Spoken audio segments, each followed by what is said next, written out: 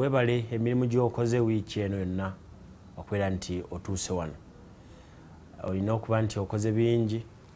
Abamu mu bitundu ebimu eby'eggwanga enkuba etandise okutonnya, wabula awamu omusana gukyali mungi. N'olwekyo obubeera nti oli awali enkuba yongera okusaba yeeyongere mu maaso. Ali mu bitundu ng'omusana gwaka, saba Katonda yinza okuba nti wiiki eno eyinza obutaggwako naawe yinza okuba etuuse. N'olwekyo enkuba gyetandise, mubeeko kye muteeka mu nnimiro abo balina be mulima. Bw'oba tolina w'olima, noonya w'oteeka ekintu kubanga ensi gye tulimu eyimiriddewo ku kulima. Nze Twaha Mukibi, programu ya byabufuzi, programu ya mbeera ya bulijjo, programu ekwata ku bintu ebiriwo eyitibwa akafubo. Mu studio z'olunaku olwaleero nina Deputy RDC wa Kampala Sarah Bananuka, nina Moses Bijirwa kuva mu DP. N'olwekyo njagala ntandike ne RCC. Tugenda kwogera ku bintu ebiriwo. Security eri etya n'ebintu ebitambulira ku ebyo. Waliwo omwana omuto myaka 28 bamubuzizaawo bamala ate ne bamutta. Eyo natujja kuba tutuukayo. So kulamuse kubatulaba dakiika 2. Abatulaba, assalamu alaikum wa rahmatullahi wa barakatuh. Wa alaikum salam wa rahmatullahi wa barakatuh. Mirimu gitambula gitya? Emirimu mu Kampala mirungi. Kubanga bwe tubanga tukolera wamu, emirimu giba gitambula. Kukolera wamu? Nga tiimu kubanga nze chairperson wa security mu Kampala Central. Nesikola nzika, kola ne police, kola ne intelligence, kola ne political leadership. So ffenna tulina vision emu egamba tutwagala Kampala nga nnungi, nga yeeyagalwa abagirimu beeyagaliramu ate nga basobola okukola emirimu gyabwe ne bagimaliriza. Nga teri abakutte ku mukono. Moses Bijirwa, lamusa kwatulaba ate tulabe program bw'eneeba. Abatulaba nate ndi musanyufu okukomawo mu studio za Salama TV okuma okubeera wano last year. Sebo njagala okukulisaayo abatemu bwebagwamu osimbayo ekitooke. Tebaali batemu. Gambira ddala lumu nti kankukuliseeyo mu poliisi yali ekumazeewo. Ate kakati baba bafuuse batemu anti efaanagana bwetyo nkukulisaayo. Kituufu RCC wasimbayo kitooke. Poliisi kye yankola emiggo gye ekikola abaana sebo ennyama bakukwatira mu sayidi enkyamu ey'etteeka nga takuyisa bulungi. Kadi nkyabuuza sebo okukulisaayo nkumaze ate nebaza ne mukadde wange okujja mu studio. Mbadde muwulira buwulizi naye nga simulabangako engeri gyesiina nnyo bintwala mu ofiisi ye. Naye sindi wa mukisa tusinkanye mu studio. Abatulaba kambagalize programu ennungi.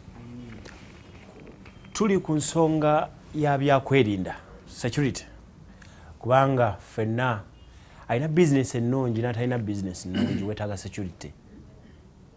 Alina amaka amalungi n'asula ku muti yeetaaga security. Olwaleero kiki ekiviiriddeko security okubeera nti abantu batandika okutya? Security kintu kya luzungu naye tugaye ebyokwerinda. Kiki ekireetedde ebyokwerinda okubeera nti abantu batandise okutya, batandika okubirabamu ebituli? Njagala ntandike ne Moses ono.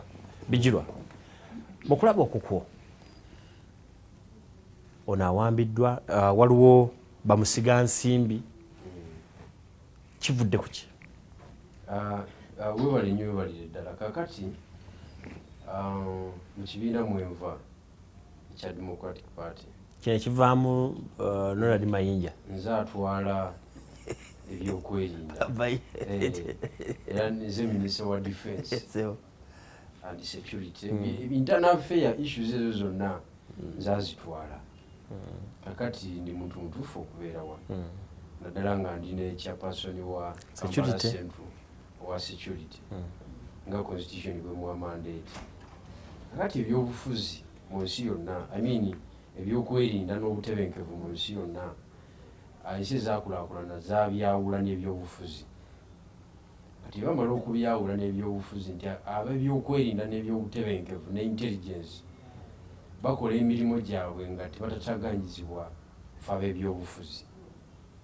Kakati ge mawanga golaba agatambula obulungi nti ne wabeerawo political change waggulu eno ebyokwerinda tebikola ki, ab'ebyokwerinda tebafuna buzibu bwonna era babeera lwedde kukubira muntu akoze ki, aze mu ofiisi saluti.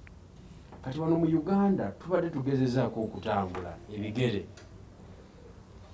mweyo ensonga ng'oba oliawo omuntu yenna oba political analyst yenna asobola okulaga nti tulina we tutuuse mu nkola ey'okuteekawo institutions ezisobola okuwa bannayuganda essuubi.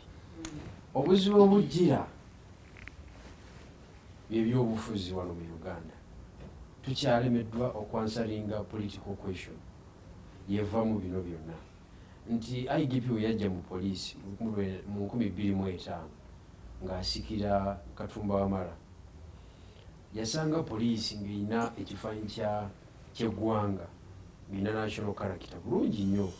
Era mu kiseera ekyo nzijukira nali muvubuka muto naye ng'era ebyobufuzi nabirimu. Katumba Wamala yavaako naye nga y'omu ku bali mu debate z'okusikira President Museveni 2006. Oluvannyuma ne kizuula nti ze zimu ku nsonga ezamujja mu ofiisi eyo. Okiwulidde? Mu biseera ebyo nzijukira bulungi. Kakati Kayihura bwe yakwata poliisi n'agizimbira ku musingi gw'ebyobufuzi. N'arekrutinga Kisolo, Wantunga, Mwawu nanga wakola recruitment. Kiki buli kintu kyonna n'akuba ebitongole ebisigadde byonna n'owekiba Mwagwa RDC ekya ISO byonna byonna n'abikuba n'abisaanyaawo. Ofiisi ye n'ebanga yaki y'amaanyi. Kati mu mbeera efaanagana bw'ekyo n'ebanga amaze okusavinga tayimu ye era lwolwo yerabika ng'ekendedde. Kati bamukola ki? Bagezaako okuneutralizinga forces ze. Kati mu process eyo ey'okuneutralizinga forces za IGP z'adaazimbye obulamu bw'abantu bulina okugenda because kati ekibala ekiriwo kya byabufuzi kubanga kati president asindika ono mu field n'asindika n'ono mu field. Tereza police yo kale you check on your police and what oyo n'afuluma n'agenda. Kakali n'asindika ne bosi wa owekitiibwa that is director ISO naye n'amugamba you can check, you see, naye n'amuwa instruction naye n'afulumako n'obuyinza. Instruction bwe zijja mu office emu onaafuluma n'obuyinza n'onaafuluma n'obuyinza ne bajja nabo okubaganira mu field. Kakati problem oba oyagala okuansalinga ebintu ebyo byonna n'okubijjawo ono ali mu center wano bonna kubafuluma bwe bati gw'olina okukola ki? okubuuza. Olina okwansalinga question eno eya President Museveni akyali relevant mu Uganda oba takyali. Ekyo ekibuuzo bw'okiddamu obulungi oba omaze okusolvinga issues zino zonna. For example, omuwala ono eyafudde mwannyinaze Susan Magala myaka 28 badde musingako emyaka 5 baba mwannyinaze ddala ate nga origini yange muzeeyi wange ne jjajja wange bavaawo mu Bunyolo, so abadde mwannyinaze yennyini. Famire ye badde yogera ne president bukyanga bamuwamba. Okitegeera? Tayogera na RDC, tayogera na Director General ISO, tayogera na Minister wa Security, tayogera na IGP, tayogera na CID, tayogera na DPC wa ku kitundu. Naye muzeeyi areceiving esimu ya Commander in Chief office esooka mu ggwanga. Naga muzeeyi be patient, the security they are working, kibikie tugenda kumukola ki? Tugenda kumuzuula. Kati school of thought endala intelligence briefing endala ekulaga nti muzeeyi yali willing okuwa bano abayaaye sente bakole ki? Batemuwala we because abadde finished product yasasula. Era yawaayo kuno yasasula. Yes. Omuwala we abadde finished product nga amaze omukola ki? Amaze omusomosa, amaze okusoma kati akola kuvaamu ebibala. So nga muzeeyi tasobola kuleka bulamu bwa muwala bukole ki bugende bwe butyo naye delaying tactics ate nga ziva wa mukulu amugamba ofiisi ekola ki ebyokwerinda bagenda ekyo kya bulimba SFC naye ekoze ki ebiyingiddemu ebyo byonna bibaddewo nze kugambye mu DP ndi wansonga ezo so 24/7 mbeera nkola research omulabe waffe program 8 bakafo nga mpozika ensonga eyo ye RCC yanamanya byanakola counter reaction ku submission yange naye nze nkuwadde nti obuzibu buva wano mu center wa command and chief ekisooka takyamanyi kiri ku ground ekyokubiri ayina abalwana bangi power struggles nyingi nnyo especially ku succession point ekiwulidde Tumukunde is very powerful kaka Frank kaka bagenda ali powerful ono wasemwa ali powerful IGP yenyini akyali powerful kati abo bonna ate nga tewali atunula munne muki mu maaso kasite gwanga lituka ku eyo level ne IGP n'atuka okola statement n'agamba siddamu kulaba wa polisi yenna asharinga intelligence briefing ne security organize endala eryo teriba teririwo awo America tosobola gamba nti CMI I mean nti CIA tesobola tebakyatula mu meeting ne FBI oba ne security service tekisoboka awo omuntu abatandise okubonaabona gwanga liba teririwo omulabe for a program point yo njiwunzika nga njiwunzika ku point egamba nti obuzibu bwenyini obuli mu kubonyabonya bana Uganda owekitiibwa president yekuba omutima amanye nti notisi zimuweddeko mu njogera y'ennaku zino tugamba nti takyalina waaka mu njogera yaffe y'ennaku zino program akafubo RCC ensonga ziwulidde neebuuza ekikundeetesezza wano oyinza okuba tonakitegeera ndi mu kwebuuza gwe nga owa security gwe chairperson wa security mu Kampala okolagana naani IGP waga nti abapoliisi temusharinga noono n'abamagye gwe olina kukolagana naani era security eyiyo ogikola ogitandikira wa era ekomawo neyanziza nnyo omwami Twaha kibuuzo ekyo era neyanziza nnyo omwami Bigirwa naye omwami Bigirwa bwe tuba nga tuli mu nsonga ezikwatagana n'eggwanga ate ensonga ya security etaliiko DP NRM ne Cheshire tetuzanyiramu kuba neyafudde teyabadde na kibiina tetuliba na ggwanga nsooka kutuusa okusaasira kwange eri omwami n'omukyala Magala abafiiriddwa omwana omuwala omuto mu ngeri eyo etiisa kubanga buli muzadde yenna alina omwana atuuse emyaka 28 oba omanyi nti omaze okufuna muzadde muno muganda wo gwosobola okuteesa naye n'ekitalo nnyo kitalo ddala naye nga njala kuddayo ku nsonga ya mwami Bigirwa agenze n'amixinga issues n'agenda mu succession ya president n'aleetawo nti ate Keihora munene Tumukunde munene kituufu kaka bona banene kubanga balina buli mwakola mulimu ziba kulembera era buli muntu walina okutambula kubanga buli muntu alina terms and conditions y'omulimu gwe si kubimixinga katuli wano ate eriyo other departments working you don't mix up issues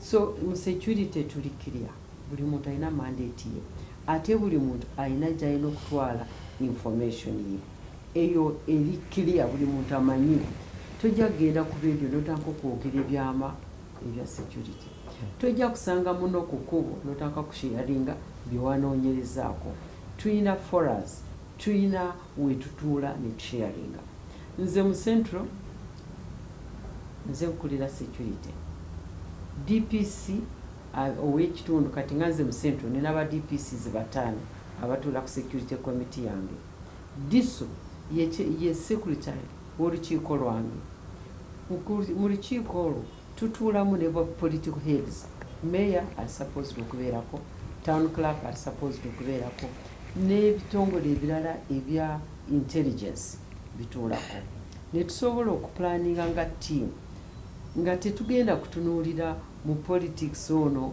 owa balemese defiance efaanana bwebutyo ffe tuli mu kusavinga eggwanga kulaba nti abantu bakola emirimu gyabwe bagagawala bwe balwala bagenda mu malwaliro enguudo bazikoze abantu batambula waliwo emirembe asobola okugagawala agagawale atasobola kugagawala naye abe nga yeeyagalira mu ggwanga lye so mu security tetumixinga mu politics at all era office yange eri open ne office z'abanange mu Kampala tulina RCC tulina ba deputies mu division zone ate era bwa RDC butandikira ddala okuva wano Uganda yonna eriyo ba RDC emirimu gye gimu tukulira security tumonitoringa programs za government okulaba nti service delivery eri properly done naye tetuteeka mu politics. Njagala okubuuza mu kukuba ttooki eyo ebituli bivaawa okulemererwa kuvaawa? Okukuba ettooki mu security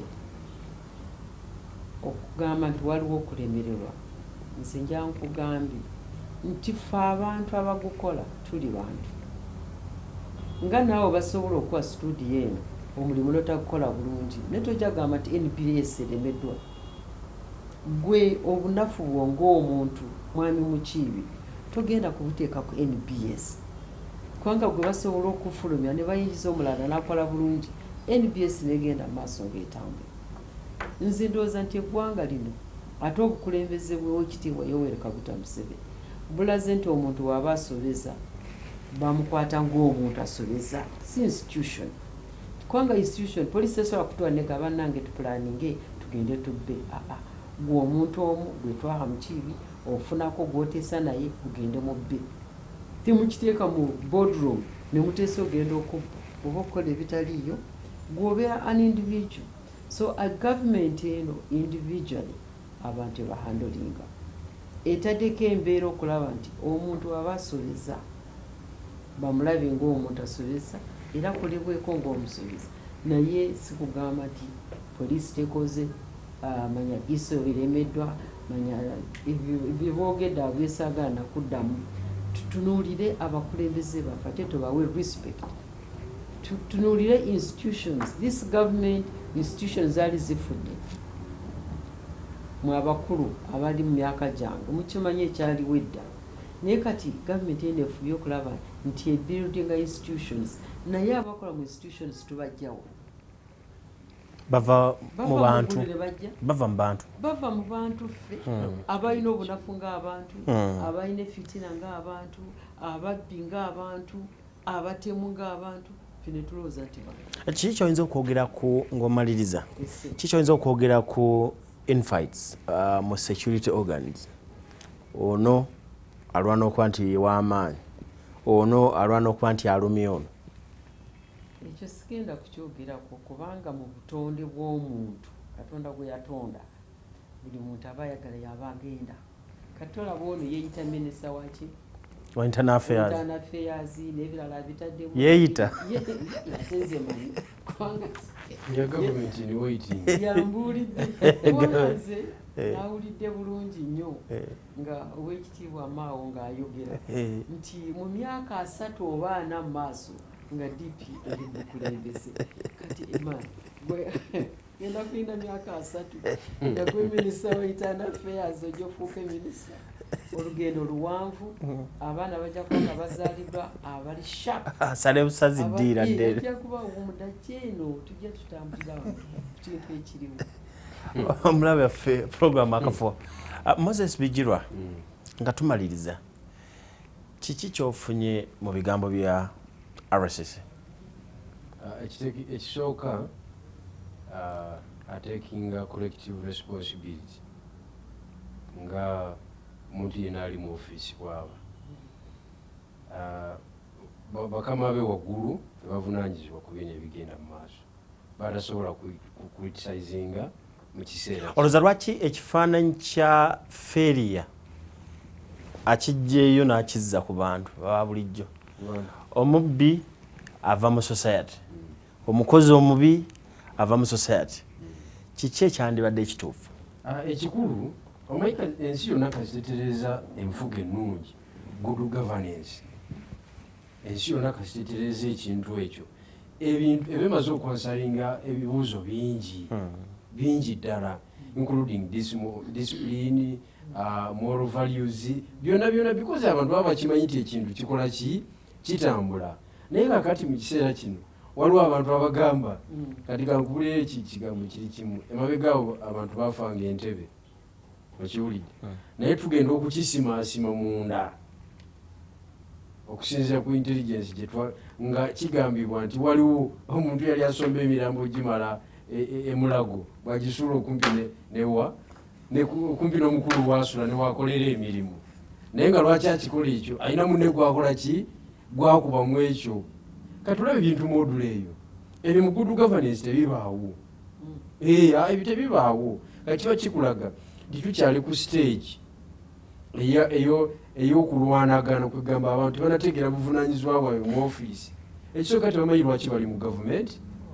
Omuntu alowooza ali mu gavumenti kufuna ssente, omuntu alowooza ali mu gavumenti nti ffe tulina okufuga, eggwanga lyaffe lirina okufuga, mwe mugamba nti naye mugende mulwane naye mukikwate. Ensi egunjufu awo zaavaawo, naye ffe tukyali. So mu mbeera efaanagana bwetu tetusaba busabi, naye tetukyasaba because tubisabye ne bikola ki, tuwabudde ne bigaana, tuwabudde ne bikola ki, tebayinza kuwulira good ideas tusobola kukola ki kuvaamu. Era nze sikyayinza kugamba nti mala budde mbu ngamba wekitiibwa pulezidenti nti akole bw'ati atereeze kino because ezo omulimu gwange kuseketerera kiyiike. Kakati ate lwaki mpabula kitereere. Katumale okummulamu katono.